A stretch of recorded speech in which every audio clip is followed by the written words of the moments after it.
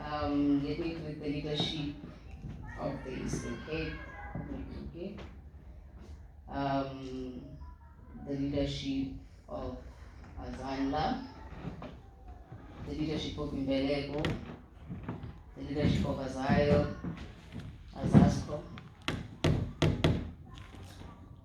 I greet you all.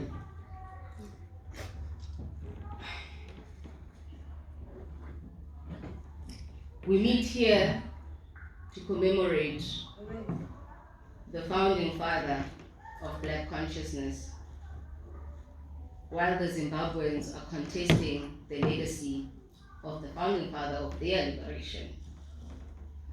I hope that amidst all the confusion, the revolutionary spirit of Ubaba Robert Mugabe will rest in peace, and that the people of Zimbabwe will be able to pursue Mugabe's liberation efforts further. When Biko realized that the road to liberation would be longer than his lifetime, he planted a seed. Today I'll focus primarily on the practical work Biko did together with his peers on the ground.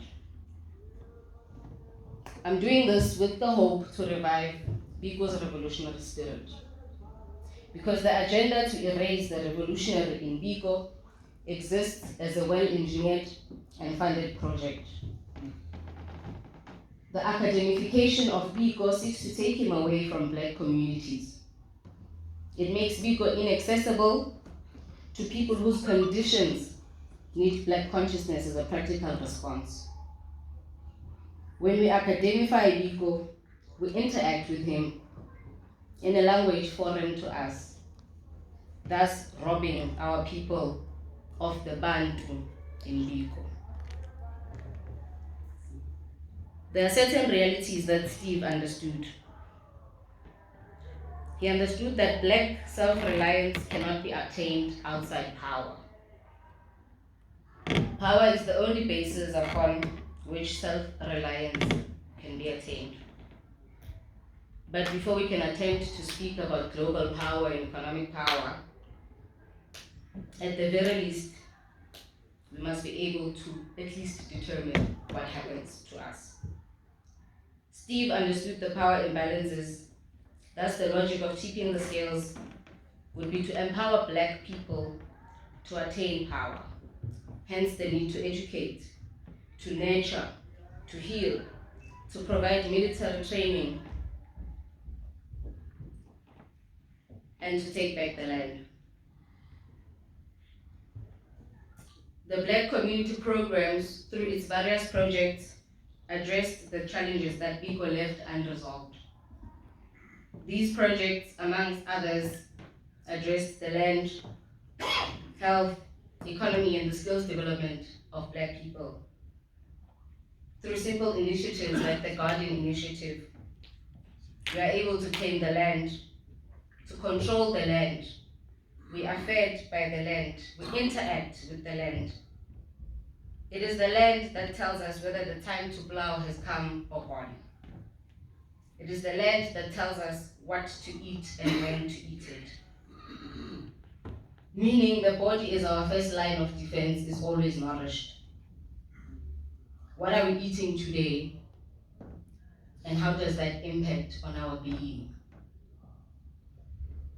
The land,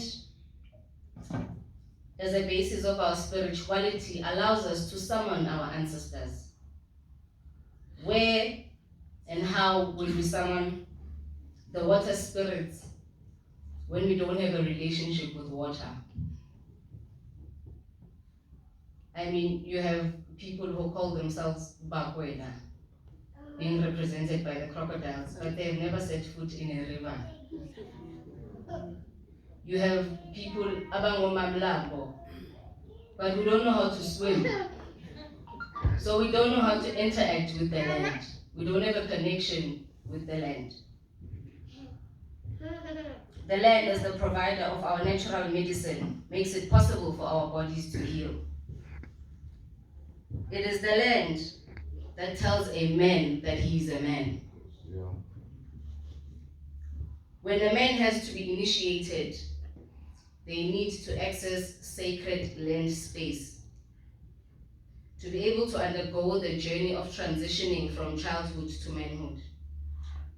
It is also the very same land that will give that man the resources to go and establish his own family.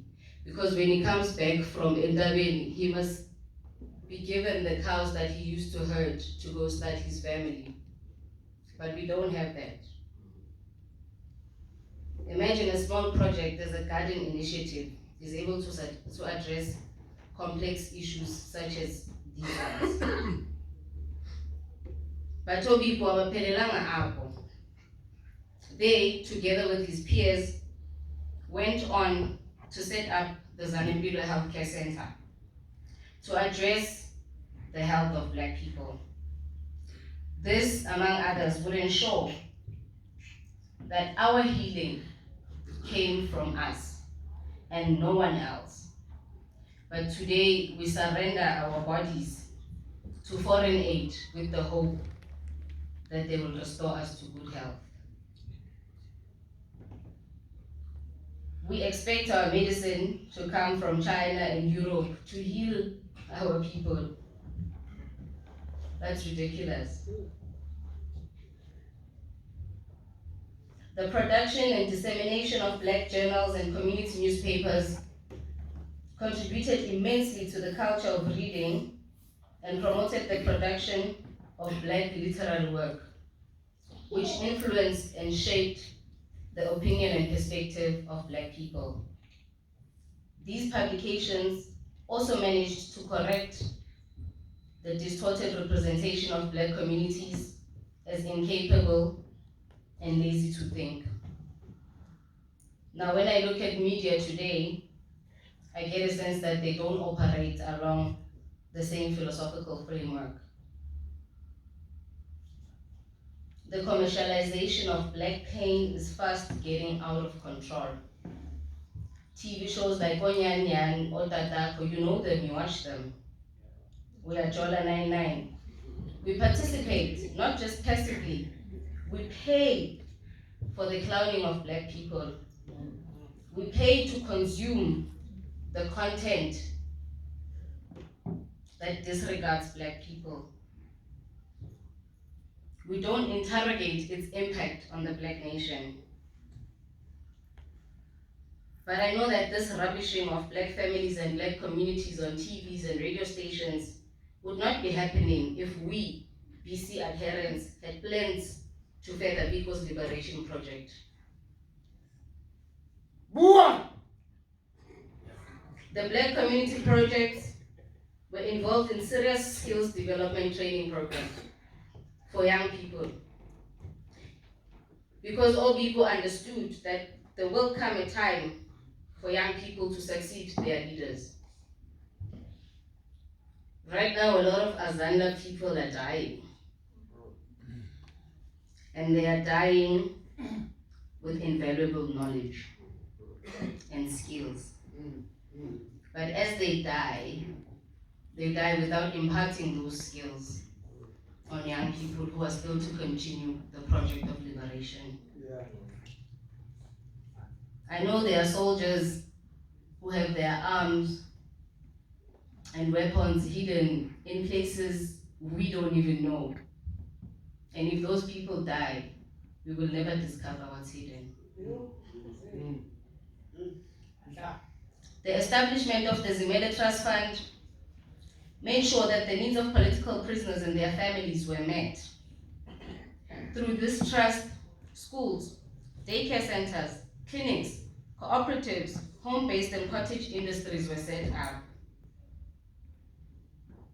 And in making this possible, I know the churches were very instrumental in the building of some of these projects.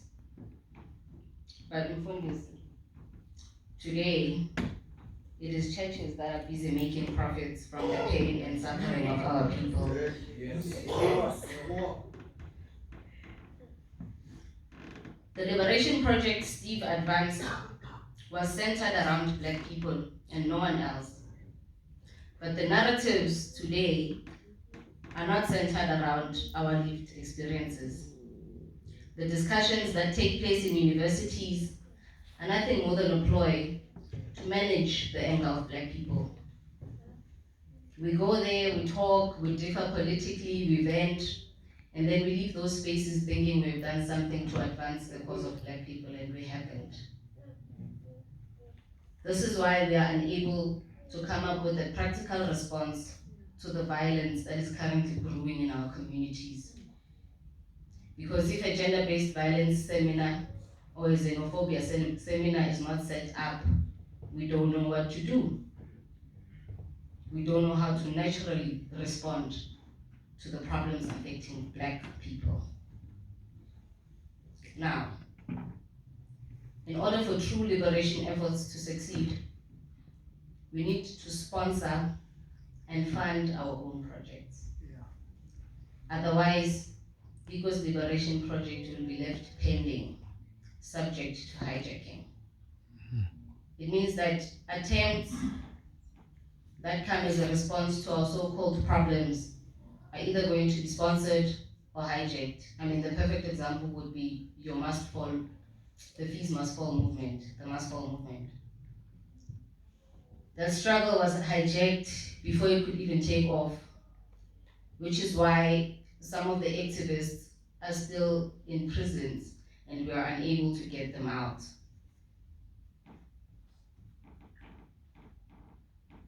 Now, I think the fundamental questions we should be asking ourselves is, what are we doing to practically ensure that the liberation project, Biko, is not an aborted project?